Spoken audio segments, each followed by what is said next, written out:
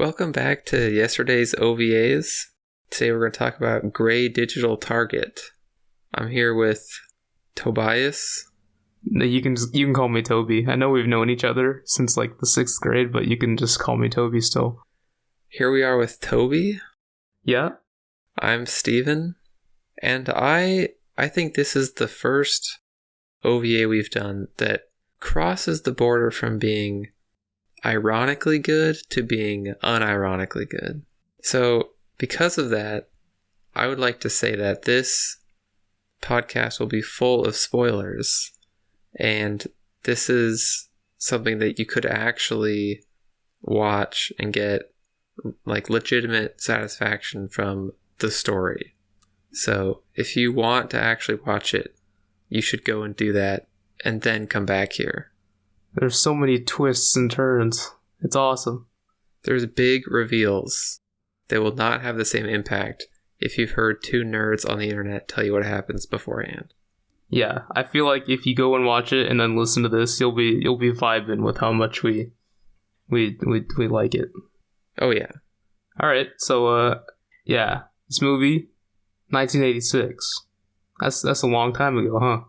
It's ancient, and I will say that in terms of animation, like fluidity and things like that, it is worse than Bow and Black Magic. This is pretty mediocre in this one. Yeah. The director, Satoshi Dezaki, he directed and produced a lot of anime I never heard of. But he also directed 2 of the Urusei Yatsura films. You know what that is, right? I do not. It's got that girl Lum. She's the one with the the green hair and the little horns. She's got those tiger striped clothes. Oh, those. Okay, yeah. The thing that nobody's ever seen, but has seen a lot of. Yeah, it's just like around. Yeah. The studio is Ashi Productions. They made the F-Zero anime. They made the Mega Man OVA. They made a lot of stuff, but a lot of it I don't recognize at all. So, pretty lackluster production behind this. But yeah, nothing as cool as having the creator of Ghost in the Shell or JoJo's Bizarre Adventure. Maybe Gray Digital Target was their peak. Maybe, yeah. But the F-Zero anime is awesome. So I haven't seen it. I've seen a little bit of it. It's just fun. Will it make me better at playing Captain Falcon? It'll make you better at playing F-Zero. F-Zero is actually really hard. Yeah, it is. I thought it was going to be like Mario Kart, but then it turns out to require like actual skill. Yeah, it's Mario Kart with like warp drives attached to the carts. Yeah. You want to just start going through the OVA? Yeah. Okay, so we have Approach 1. I think all the chapters in this have a little screen that says approach and the number. There's some Japanese on the screen I can't read. Yes, Wes Anderson would approve of this. The year is 2588. The music is banging. A man walks alone in the desert. Obviously a survivor of something that went down. And it's Gray, our main character, our intrepid hero, who has a really good voice actor. It sounds really nice. What's wrong? Lost your nerve, Gray? Coming out of this alive is my only priority. I'd hate to get aced this soon. The voice acting in this is also way better than the previous 2 episodes. Before recording this, I went and watched a bit of the original Japanese. It's actually really bad. Really? The English dub is exponentially better. Yeah, and in the Japanese one, they sound bored and or drunk. So Gray's walking in the desert. He gets spotted by his compatriots, by Red, who we'll find more about later. And so yeah, now we're on Approach 1. And Red looks like the G.I. Joe like cop who is always gay in like the G.I. Joe PSA parodies. You've had him as a profile picture once, yeah? Yes. On Facebook, even? No, that was actually a different... I think you've had G.I. two. Joe. Oh no, I think you're right. Yeah. I think you had the cop and then you changed to a different one. Yeah. So this is obviously the pork chop sandwiches guy. Yeah, yeah. So this is obviously an aesthetic that I'm a big fan of. You just like cop mustache. Yeah.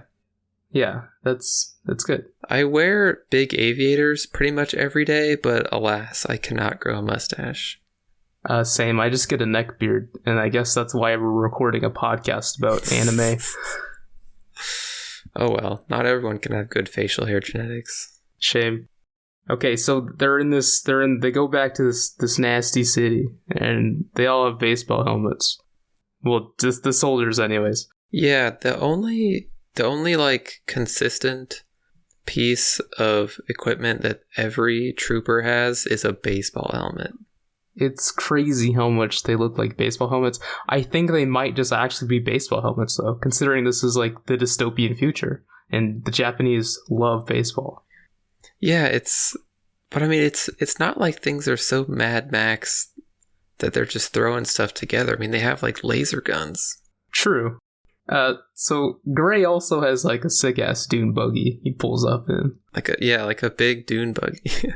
They never show it again, but he has an awesome dune buggy.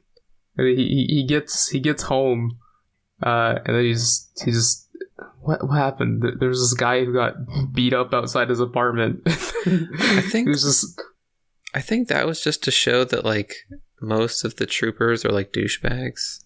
Yeah, including Gray. He's a cold asshole. Pretty much, yeah. Yeah, this guy gets beaten up by some soldiers outside his apartment, and he's sitting on like the step where Gray's door to his apartment is, and Gray just opens the door and knocks the guy off the steps. He could care less. Yeah, and then we see like the clean, futuristic part of the city. So I guess Gray just lives in the slums. And then we're introduced to a bunch of characters all at once, and you don't learn their names. I mean, you don't memorize their names until they die 10 minutes later. Yeah, it's okay because they die pretty soon. The Bat computer assigns Gray and all these people to go do some soldier stuff. But it's worth pointing out that the Bat computer is like an old man who's like a cyborg. Yeah, he's cool. No, he's bad. Yeah, but he's cool looking. Yes, he looks like a decrepit man who's half a computer. Yeah. I wouldn't necessarily say that's cool looking. That's not cool looking to you? I mean, it's he's a little creepy looking. All right, but later on. I think the only real member of this gang that's worth pointing out is well, except for the one who turns into a main character, but the guy who looks like a fisherman / Santa Claus. Leo. Yeah. And I swear his voice is like... Drunk man. Yeah. Yeah. He has that in common with the Japanese. Gray, if you can draw the enemy in around 1,200 meters, then I can take care of them, no problem at all. Their guns can't penetrate this armor without getting close. You draw them in, and I'll take them out. But it sounds like a professional drunk man. Yeah. Like he was drunk on purpose. Yeah, not like PTSD drunk, like drunken master drunk. Yeah, he's grandpa drunk. Yeah. Grandpa telling old war stories drunk. But they've sort of set up by this point that the military is run on like a points-based system. Yeah, and Gray is a grade C badass. Yeah, and they're all like, oh my gosh, Gray got that many points that fast? Because the rest of his team dies like every time, and he's the only survivor. And then later, I like that later somebody finally points out that that's probably not a good thing. They're like, well, doesn't that just mean that you're like a coward who manages to live every time? Yeah, I think Nova, one of the people on the team, brings that up, and she's kind of pissed about it because at that point, look, this whole thing is spoilers. Like the whole team dies. Well, we said at the beginning that this was like big spoilers for like a serious story, so they've been warned. So they get assigned the thing. They roll out, they get a sick Jeep with a laser turret on it. They get into a tank versus dune buggy versus motorcycle fight. Yeah, it's like 20 tanks versus one tank, a motorcycle, and a Jeep. But they win because it's sort of like a dex versus strength type thing. Yeah. But this whole team is like awesome. They're just like absolutely destroying the tanks. It's so cool. It is pretty cool. One guy dies, but yeah, he was a douchebag. They swear a lot for a kids movie though. It's crazy. I would say they swear more in this one than the previous 2 OVAs we watched. Yeah, there was a lot of explicit content in this. Yeah. A lot of explicit content, especially later. Oh yeah, later. So, like, in the middle of the battle, they cut to a scene where they're all around a campfire, which I guess that means they won. Yeah, it stops pretty abruptly. But, like, I feel like we didn't need to see any more. It was pretty obvious they were wrecking shop. Yeah, you could get the idea. There's this gay guy on the team. Like, literal gay guy named Tim. He's trying to get in Gray's pants. Everybody is. Later. I mean, yeah, Gray's, like, the best guy. Even though he's the worst, he's the best guy. Yeah, Gray is not having it, though. He's like, I'm not gay, Tim. Get out of my face. Tim. You're amazing. You took out 15 men today. That's 450 credits. Is that cute helmet of yours from somebody special? Gray? Hey, Tim, I see you've gotten over Sky. When you die, it's over. Life just has to go on. Right, Gray? Hey, let's keep our minds on the job. But, yeah, they get ambushed, and everybody dies, except for Gray, Nova, and Leo, the drunk guy, dressed like a fisherman / Santa Claus. And Nova, who becomes like a main character later, is... simply for the fact that she doesn't die instantly. Yeah. Nova, in certain lighting, basically has red skin, and it's never explained why. Yeah, she's Gyaru. Gray puts one of like his teammates out of her misery, and it's kind of uncomfortable to watch because he's at this point it was like, wow, Gray's awesome, but then it's like, oh, it's kind of dark. Yeah, but this also I think would be a good time to bring up when people get shot in this movie in the face, which is something that happens frequently.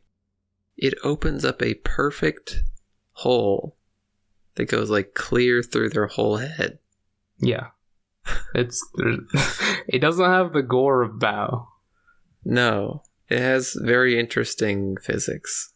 Yeah, so Nova gets kind of mad at Gray because Gray just wants to, like just retreat. And she's like, oh, that's why everybody on your team's always dead and you're always alive.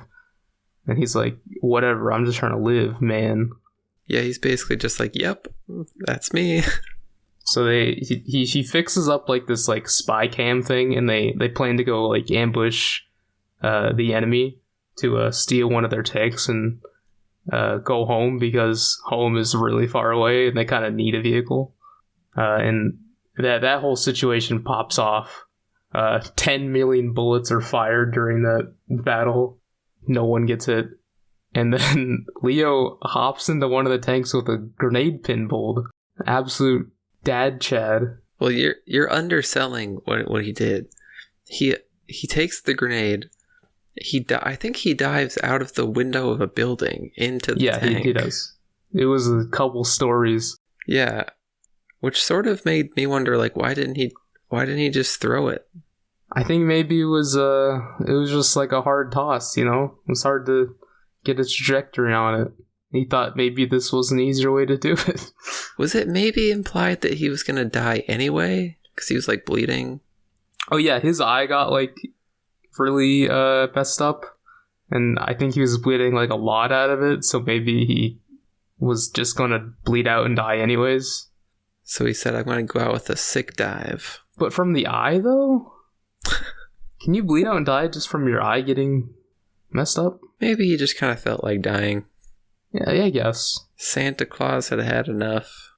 But we're like 15 minutes into the movie at this point, and it's it's been so action packed. We've been underselling how action packed it is. Things move fast in this movie. But it's like, how much more action could there be? And the answer is 10,000 times more action. Yeah. So yeah, they fight the guys. They're able to secure the tank. Rest in peace, Leo. It's just Nova and Gray at this point. Tusken Raiders show up, but they're chill. And they're part of this like resistance group that we get to know more later. Kinda. This has a really confusing story. So bear with us. Yeah, but that's the first time you see the resistance. I think now we're on approach 3. They Gray and Nova get back home and they rank up. Gray's now like class B, which is pretty dang good. And then after you get to rank A, once you get past that, you can become a citizen. Now, what is a citizen, you might ask? Yeah. Nobody freaking knows. But it's implied that it's like basically everyone is kind of just like a poor rando. And then if you become a trooper, then you can work your way up to becoming a citizen. Yeah, there's like a 99% chance you'll die as a trooper, but you get to live life good, and if you do really good and live forever, then you become a citizen, and you become some sort of god or something. I don't know. Yeah, it's very... I mean, it's clearly like based on Starship Troopers. This is kind of like if Starship Troopers had a baby with like Mad Max. That's kind of the best way of describing this movie. Do you want to dive into the nitty gritty of this system real quick? Do you want to skip ahead and just talk about it? I feel like maybe I don't know what more can be said about the whole trooper thing. I mean, besides the fact that it's controlled by a single computer who's playing both sides and decides the fate of the entire world at all times. Well, I thought we'd talk about that later when Robert shows up and drops like the serious truth bombs. Yeah, Robert is I think he's my favorite character, but we'll get to him. He's probably my favorite character too. So they get back and they get awarded their credits and stuff, but they're like, hey, this ain't the right amount of credits. We killed like 1 million guys, but the computer's like, no, they were androids, and that's like the first time we encounter the problem of dolls being used literally everywhere. A common theme of this movie is just robots doing things that humans would normally do, but now it's all just robots. Even the fighting each other part. I liked that they called them dolls. I thought that was cool for some reason. They get a bunch of other names later, because there's all these different variations of doll. Yeah, those ones that are just called Brian's. Yeah. I'll mention their names as they come up. I wrote them all down because they all just have... I don't know why they felt the need to give them all specific names. Brian's. There's a booby robot. She wants to get with Gray too. Yeah, a random service robot wants to bang Gray. And Nova's being kind of tsundere about it, but literally the next scene she's naked and in her apartment with Gray. And I didn't think a kids movie would have so many adult themes, you know? Okay, what was really weird about that is that, was it not implied that Nova and Gray had never met each other before the mission? Yeah, but I think once you go through that and then you get back home together, it's like, you gotta, you know? But they cut straight from like Nova and Gray in the dune buggy driving away to just them in like Nova's apartment, and she's just like chilling there with her shirt off, like titties out. And then they have Cess. They have Cess in like a PowerPoint form. Yeah, but all he can think about is his dead girlfriend. Yeah, it's kind of a bummer. And then he questions himself if the citizens are even real. Yeah, he's like, do you actually know anyone who's a citizen? And she's like, no, it's fine though. Then he gets a call that, you know, Red got kidnapped, got taken. My master. He got news that Red went like missing on a mission, so Gray wants to go rescue his old Red buddy, his buddy Red, and Nova's just gonna go with him for no reason. The reason she's in love, Toby. Yeah, Nova doesn't really have a character. She just thinks Gray's hot, like everybody, and so she just risks her whole life to go with him. Yeah, she's just kind of around. She doesn't have a tragic backstory like Gray. No. So they go steal a jet and some bikes. They get in a dogfight, if you can even call it that, because Gray apparently knows how to fly a jet he's Top Gun. Gray is Top Gun. And then at this point, Nova is like, "Oh man, we're gonna get worse than demoted. This is really bad. We'll have to like reapply to be troopers." So like, you can basically get away with stealing a jet and then killing other troopers, and that can be forgiven. Like you don't go to jail or anything. So like, if you were like in the military in real life and you stole an F-16 and just like bombed a random town, you would go to jail for life. They would get the death sentence. I guess Mama's just kind of lenient. Mama's the name of the computer, by the way. The bad computer. Big Mama. It's not Big Mama. It's just Mama. Oh, that's what you mean. Big Mama's a different thing. Gray just absolutely destroys these other jets that are pursuing them. And they're flying over Africa because that's where Red is. And they get shot down. So they're in Africa now. Now we're on approach 5. And it doesn't matter that they got shot down because they packed some bikes into the jet, so they're good. They're basically speeders from Star Wars. Yeah, actually. So they find the wreckage of where Red was like supposed to be doing his mission, and they find his location. They start tracking it. And they come across this Japanese shrine that's in Africa for some reason.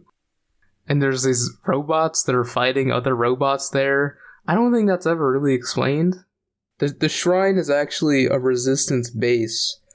And the resistance comes from Japan. So they have this like Japanese shrine base. And some of the robots are actually robots, but the other robots are people in mechs. Yes. So yeah, one of them gets out. He's named Lee. Yeah, the Garbs are the robots that are fighting in that specific scene, but they never show up again because there's different robots every single time. A couple more of the Resistance show up with Lee, and they're just talking about stuff. Gray and Nova are kind of, and they can't go back anymore. I guess they're just part of the Resistance at this point. Well, it's sort of weird, like, they never state that they're like, yes, we are now on board with the Resistance. I mean, that's just like their best shot, really. Yeah, I guess it's like, once they're told that Red joined the Resistance, it seems like Gray is like, well, I guess I gotta go find him, so I'm cool with the Resistance now. Yeah. So they're all like in like underground in the shrine base. Some slow J-pop is playing. It's really funny because like nothing dramatic is happening. They're literally just like talking to each other about stuff. And Lee gives Gray a lemon to eat, like a lemon. And Gray, he doesn't even peel it. He just eats the lemon, and it's like, is that even a Japanese thing? He eats it like an apple. He eats the lemon like an apple, and it's so bad to watch. My mouth felt sour watching this man eat a lemon. It's really weird, and it's never explained. Why was he eating that lemon? Yeah, why didn't he respond like, Lee, why'd you give me a lemon to eat? Nobody eats lemons. But whatever. The other Resistance people that showed up to help Lee, they're actually a couple. They're expecting a baby, so you know how this is going to end. I did not know how it was going to end. Oh, you didn't anticipate this ending badly for them? I 100% thought that they were about to become, like, characters for the rest of the movie. Oh no. I mentioned John watched this too, because we were going to record this with John, but that ended up not happening. But John said that there was a pattern in this movie of Gray meeting characters and then them dying 10 minutes later, and he was right. That is true, except for Nova. Except for two people in the movie, Nova and Robert. Yeah. But everybody else, that pattern is true. So yeah. They go outside of the shrine base and they see Nagoshi, the like mobile resistance base. It's like this flying statue thing. I don't know how to explain it, but it's really cool. It is really cool. It's basically like a Death Star. It's like a big floating head. It's the whole like body. Like a big though. floating like Buddha head. Yeah, it's a big floating lady Buddha.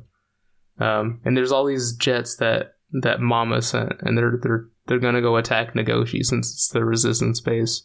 But Nagoshi just ults, and all the jets are vaporized. Yeah. Nagoshi just like flashes, and all the jets just are immediately destroyed, and it's nuts. And all the resistance boys and Gray Nova, they're down on the ground and they see this and they're like, whoa, that's awesome. And they're like, okay, Nagoshi's gonna go send a ship for us to come pick us up.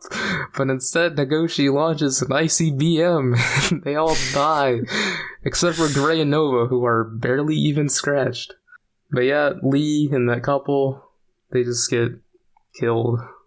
Yeah, I'll admit that it doesn't make a ton of sense why this like indiscriminate missile strike kills, the three side characters, but not Nova and Gray, who are like 5 feet away from them.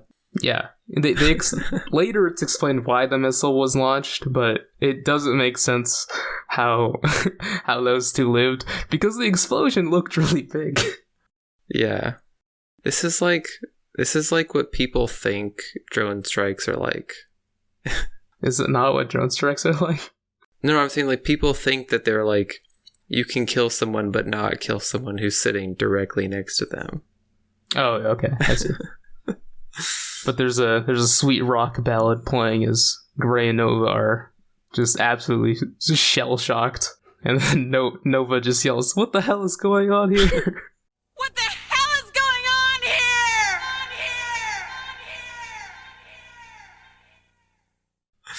You and John, I guess, predicted this, but this totally blindsided me. Really? Yes. After what happened to like the first team in the beginning, you weren't like, oh, these minor characters showed up and they're expecting a baby. Of course they're gonna die. I saw the first team as being like, that was establishing what Gray's life is like. He joins these teams and then they all die, but he lives because he's like a coward / a badass. And I saw these people were like a different thing. Like, oh, this is the resistance. The rest of the second half of the movie is going to be them joining the resistance. Like this is like the midpoint here. Did not expect them to die. Yeah. So now we're on approach 6. We're I think a little over halfway through. I don't know. Yeah? Yeah, this is like about halfway. Yeah, I think there's 9 approaches.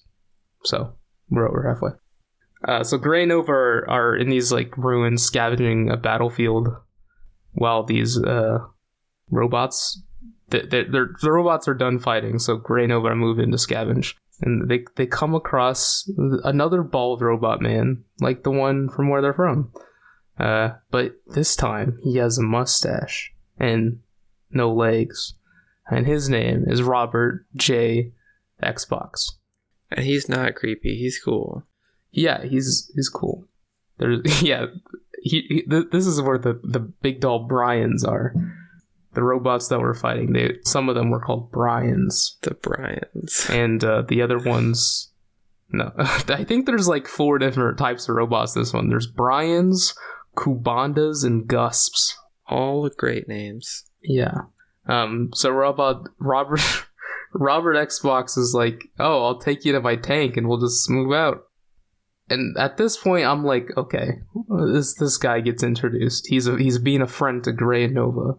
Of course he's gonna die in 10 minutes. Turns out he doesn't. He doesn't die until the end of the movie. Yeah, he lives. Yeah. But even Robert has heard of Gray, which is crazy. So I guess Gray is actually just like a legendary soldier on the battlefield. Well, everyone has heard of Gray in this movie. Not only does Gray get the most kills, but he also lives every time.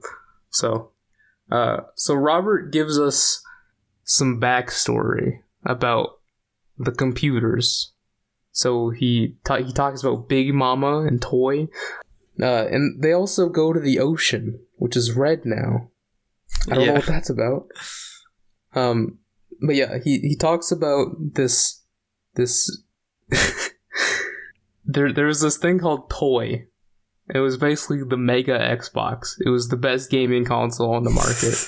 And it eventually became so advanced that it became Big Mama, the computer that controls the world.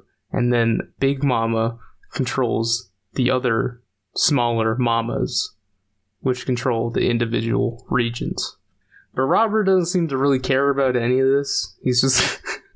he seems to just be like, yeah, this is how it is, but it doesn't really matter. And then, kind of more surprisingly, Gray doesn't seem to care about this too much either. Until later. It's like it doesn't really seem to surprise him that much. Because I think when Robert's saying this, it's kind of just like, okay, old man. Because I think it's kind of just like an okay boomer moment. Because he kind of he's spouting some crazy stuff. Or maybe Gray sort of has suspected this. Maybe Gray sort of suspected that it was all, like, controlled. Earlier he was questioning whether or not citizens are real, so I think at this point he's like, yeah, is any of this even real? What are these robots and what are these people fighting for? What's even going on? In the words of Nova, what the hell is going on here? Oh yeah, and then the crazy thing goes down. You know what happens here? Yeah. After Robert's done explaining what Big Mama is, robots show up for some reason. Gray's arm gets shot the hell off. And who comes out of the robot other than Red, dressed as a Mega Man villain? He's back. He's back.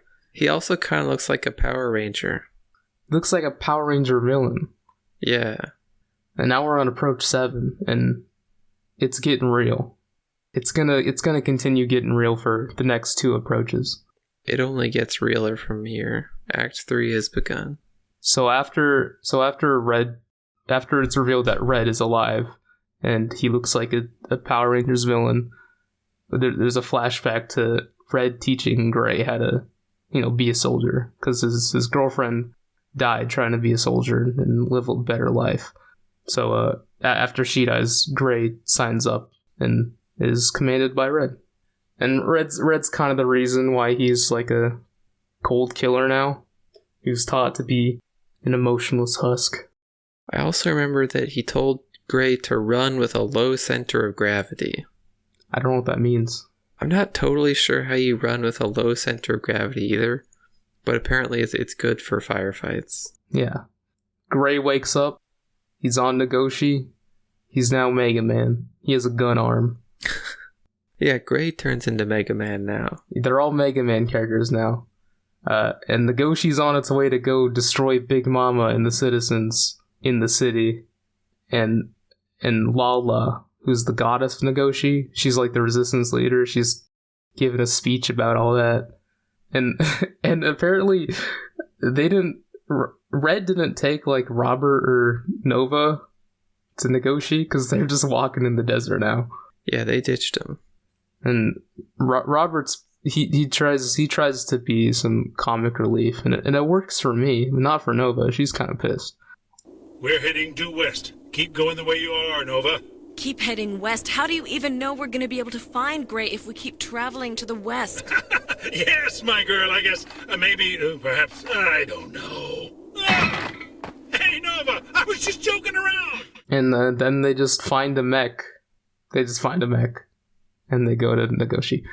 Hey, some people just leave mechs lying around. I mean, they were having a conversation in the desert, and then it cuts to them in like a building with the empty mech, and I don't understand. It was just around.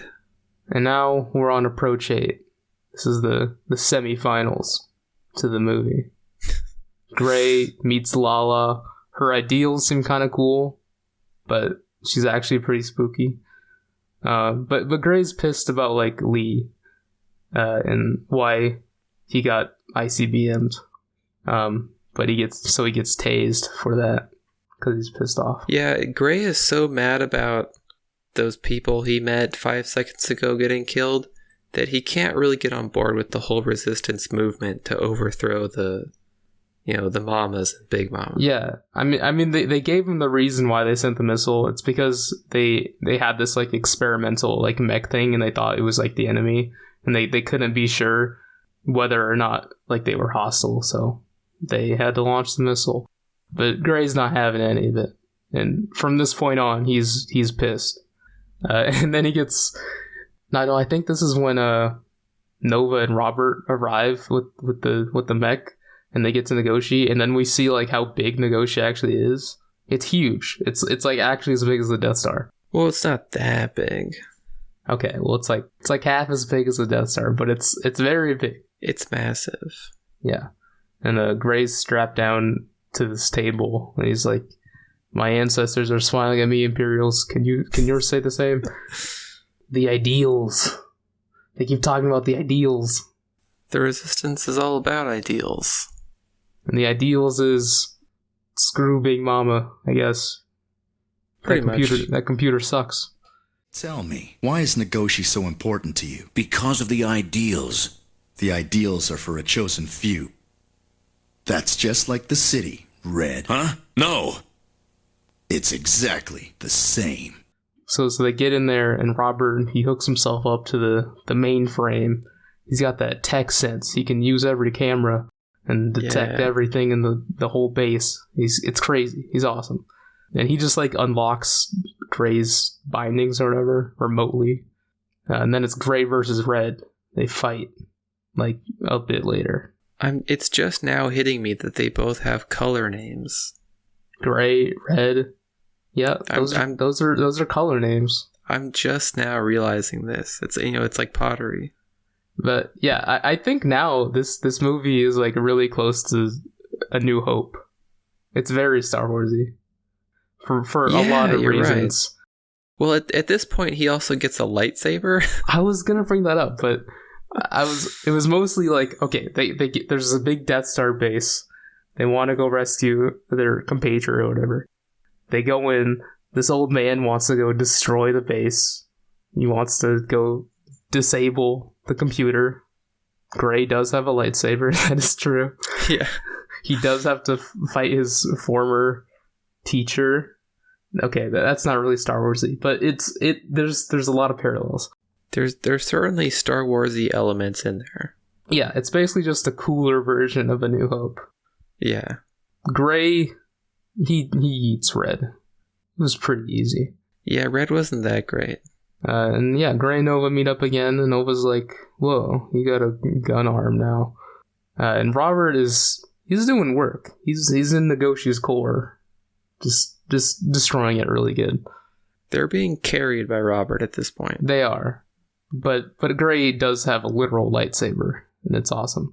And as Robert is scaling this like really tall core of Nagoshi, he's like, he's mentioning how how he won't live to see his creation die. Yes. And so it's revealed that Robert is the creator of Toy, and he's been alive for 500 years. And so when I've been referring to him as Robert Xbox this whole time, he literally is Robert Xbox. He is the creator of the Xbox that controls the world. Yeah, but they had said that he was 500 years old earlier, but this is the reveal that he's the creator of Xbox. Yeah. So yeah, Nagoshi, it's exploded now. It's done. Nagoshi is finished. So Gray and Nova just jump out of it, and they fall 1 trillion feet. And it's like, well, this is it. But it turns out Gray just has a jetpack, so They're fine. Yeah. And now we are on approach 9. This is it. This is the final approach. They make their way to the city because they're that close. I forgot who told. Did Robert tell Nova how to get to the city? Yeah. Yeah. And they go there, and it's just a bunch of ruins. Turns out the city and the citizens, that's all gone now. That was like hundreds of years ago. There's just like this abandoned city. Yeah, Big Mama decided no more of that. And then Lala, she lived. Greg tried to kill her on Nagoshi, but she lived and she got out. And she went to go to Big Mama because apparently she's an android. But Mama is disappointed, so she just shuts her down. I got the sense that there had been like lots of Lolas. Lalas? Lolas? Lalos. Whatever.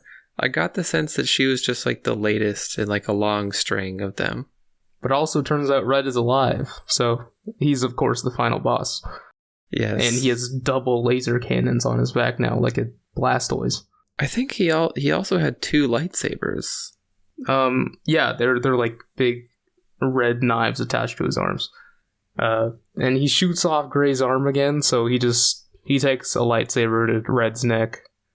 But it doesn't matter because Red's also an android. He doesn't need a head. I don't think that it was supposed to mean that he had always been an android. I think it was supposed to be like he had gotten so many like implants and upgrades that there was just no organic parts left. I think he's always been an android because I think Big Mama's just kind of controlling stuff for no reason at this point. She controls everything. Everybody is planted everywhere. Like everything going on is because Big Mama wills it. So I think Red has always just been an android. I think a lot of people are probably just androids. I don't know. You may be right. You may be right. I guess Red could go either way. So yeah, they keep fighting. Red doesn't have a head now, but he does have double red laser swords. So Gray sticks the lightsaber into Red's jetpack, and Red blows up. Yeah, Red was never a real person. Gray cries for like 3 seconds before getting mad again. And at this point, I'm like, is Gray an android? Are they gonna reveal that? But no, they don't, because the movie's actually over. He approaches Big Mama, who is this like big glowing obelisk, and he's like, Big Mama, you're going down. Big Mama, you're going down.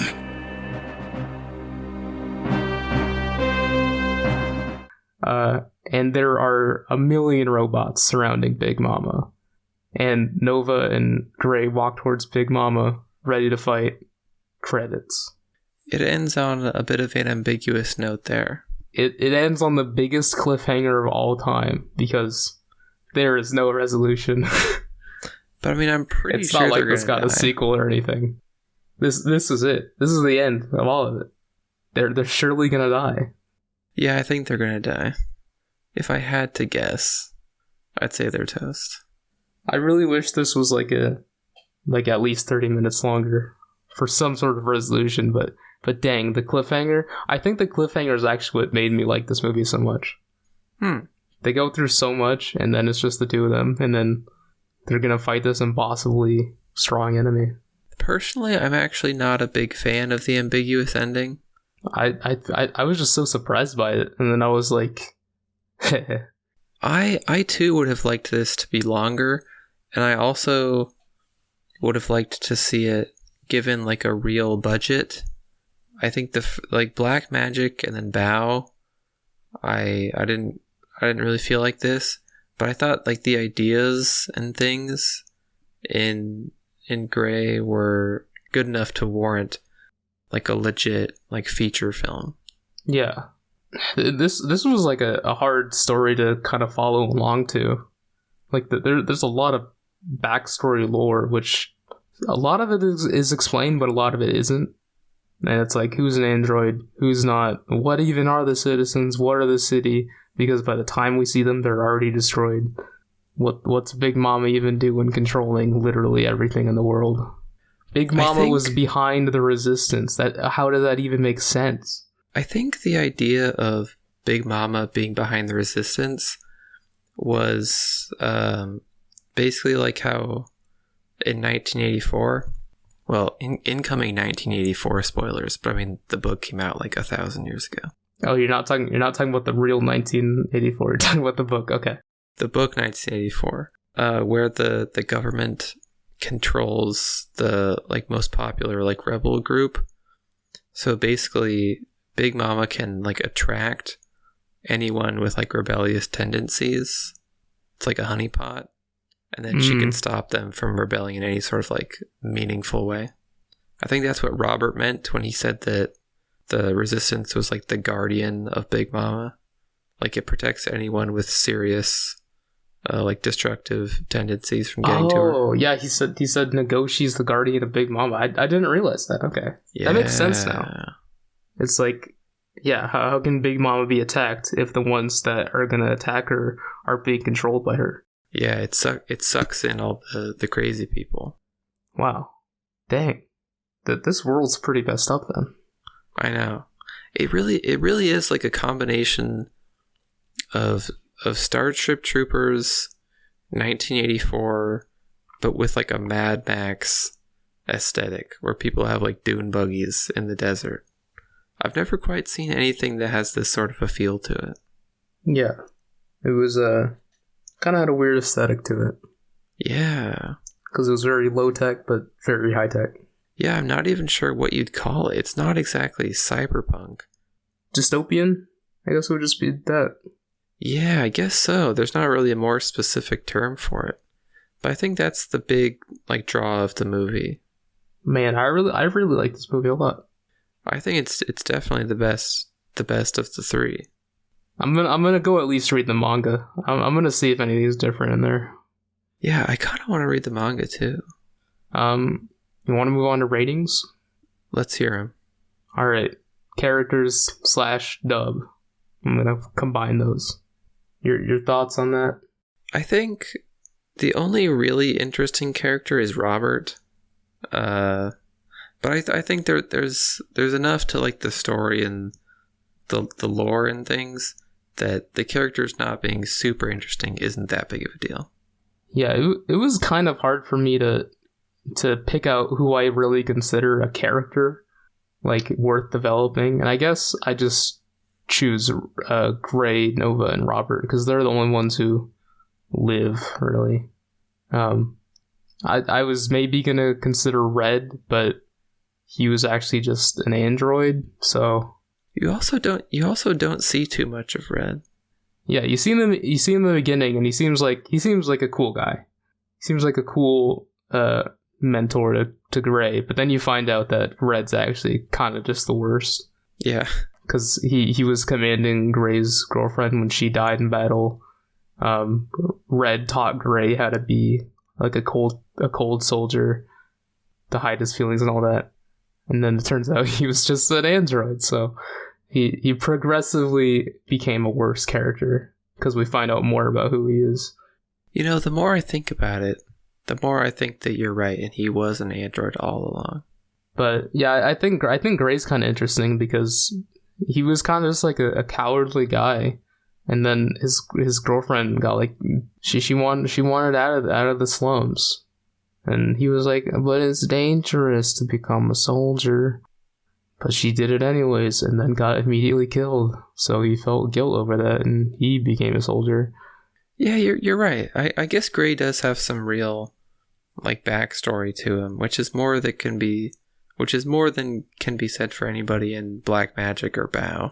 Yeah, and after encountering the Resistance and seeing their battles be fought and then realizing that like Mama's just controlling everything, he gets like understandably angry, and that just becomes his goal, is to just like put away ideals and just save humanity from dying for no reason. And he probably didn't succeed, which is the worst part, because the final frame of the movie is just him and Nova against literally 1 million robots. So It's quite a dark ending. It feels hopeful, but it just like on surface level, it's dark. But I guess maybe it feels like in the future humanity could destroy Big Mama. Yeah, maybe. I do consider Nova a character, but I consider her a main character, but she has no character to her. She just goes along with Gray for no reason. Just because she loves him or something. But he didn't do anything. She's just sort of around. Yeah. Robert Xbox, best character, because it's funny. He laughs a lot. Yeah, he's definitely the best. This ain't a movie for laughing, so that's why he's the best. He brings some comedic relief. Overall, I think I'd rank the characters like a 5 out of 10. Not that great, but the dub is good, so 6.5 out of 10 on that. Yeah, the dub is solid. Yeah, solid dub. What would you give it? Like a 6 out of 10. Okay. Story? This easily has the best story. Unlike Bao and Black Magic, which are just very straightforward, this has some more nuance to it. Yeah, it's complicated and it's hard to keep up, and it may warrant a second viewing if you really want, because you do learn stuff later on that like earlier scenes make a bit more sense in context with. That's true. I could see this as being worth rewatching. But I really liked the cliffhanger though. I do wish that there was like a resolution, but I am satisfied with such a cliffhanger. I feel like endings like this one tend to be like 50-50. It just sort of depends on if you like this sort of ending. I'm not a fan. I don't like the end of Inception. I don't really like the end of this. I want an answer, dang it. I mean, I think I liked it a lot because the cliffhanger ends on such a high stakes moment.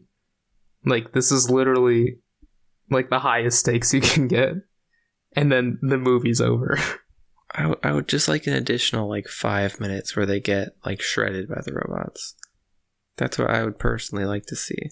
That sucks that you said that. But it's this movie was only an hour long, so it's like it is like you just end the movie at the climax of the movie. It's crazy. Yeah, I would have really liked another 15 minutes. Something, you know. But no, I am satisfied with the cliffhanger like that. I wasn't really able to follow the overarching plot with Big Mama and Nagoshi, but now that we've talked about it, I think I understand it better. And despite the movie only being an hour long, it did feel longer watching it. Yeah, I mean, it feels like a substantial thing. I mean, it's pretty close to feature length. It's like an hour and 15 minutes. I felt like there could have been more, but no, I am satisfied with it. I think I'd give it like a 7.5 out of 10. I'd give it like an 8 out of 10. Okay. Especially, I mean, it's not, especially as far as like the actual animation quality goes, it's not on par with like a feature film, but for being an OVA, I would give it an 8 out of 10. My next thing was art style and animation, but I think we already went over that. It's like 5 out of 10 for me. Yeah, it's lacking. Very, very average. Music. Ooh, man, the music. You know the music in this movie? It's great. It's got it all, folks. It's got cheesy yet soulful 80s rock ballads. It's got these calming synths. It's got these tense synths. It's got orchestras. It's got J-pop for a hot second. And everything in between that. Highly recommended listening. 9 out of 10. Yeah, I really liked the soundtrack. I think the soundtrack might have been the best part about it. I don't know if I'd go that far. Yeah, you don't listen to music, do you? I feel like you listen to more like not real music, and I tend to just listen to like real music. You know what I mean? What do you mean not real music? Like, I feel like you mostly listen to like soundtracks and like things on SoundCloud. Not anymore. Really? This is cyberbullying. I don't want to talk about this anymore. I think my scores for this movie come out to like a 7 out of 10, but I want to give it an 8 out of 10, so I will. I'll give it an 8 out of 10 too. Alright, official rating. 8 out of 10. This is the first one that crosses over into being unironically good. Yes. I don't know what else to say. I think we've said it all. Have we? Yeah, I think so. I feel like this is just such a movie to dissect, and I feel like we haven't done it justice. I think I would just say that if you have now listened to this but not watched it, you should watch it. If you're into sci-fi at all, if you're into like sci-fi and anime simultaneously, this is worth watching. I mean, it's only an hour and 15 minutes. What do you got better things to do? Yeah, good point. It's a fairly short movie compared to Harry Potter and the Deathly Hallows Part 2. Yeah, we're not telling you to go watch like, Lawrence of Arabia here. This isn't a big commitment. And look, I know it's listed as a kids movie, but trust me, do not let your kids watch this. No, children should not watch this. There's anime titties, people getting shot in the face. They say a swear. Swears. PowerPoint sex scenes. There's a robot. Can't have your kids seeing those. there's a robot. That alone is why you shouldn't let a child watch this. Anyways, I think that's going to do it. What do you think we're going to watch next week? Probably next week will be the week we actually watch Spy Kids 4D. I really do have to Google if there's some sort of Spy Kids animation we can watch. I'm sure there is some like godforsaken like Disney show that has like one season. I gotta find out immediately after this. Alright, well, you guys will hear from us again in 2 weeks from whenever this comes out. We've decided on a schedule. On Wednesdays, there will be either a new episode or a video version of the previous episode. That's how it's gonna go. I like that schedule. Yeah. See you in a bit, everyone. Bye-bye. Hey, I make my own decisions.